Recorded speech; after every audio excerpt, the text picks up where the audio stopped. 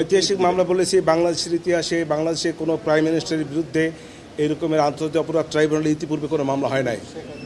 অতএব শেখ হাসিনার সাবেক প্রাইম মিনিস্টার শেখ হাসিনার পক্ষে এরকম কোনো মামলা বাংলাদেশে, মানে শেখ হাসিনা বলতে চাচ্ছি যে আরও অন্য কোনো প্রধানমন্ত্রীর বিরুদ্ধে এরকম কোনো মামলা হয় নাই। এবং একটি কঠিন গুরুতর চার্জের মামলা।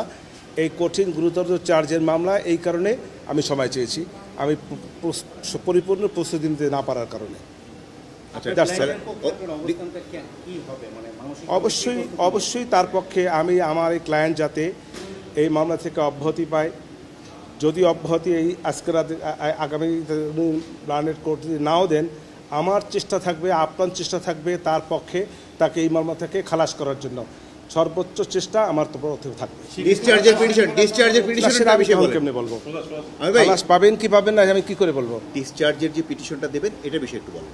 ডিসচার্জে চাবেন কেন চাবেন? দেইনি, চাবো এই জন্য যে আমি মনে করি যে তার বিরুদ্ধে যে 5টি চার্জ আনা হয়েছে এই চার্জগুলি সঠিক হয় নাই।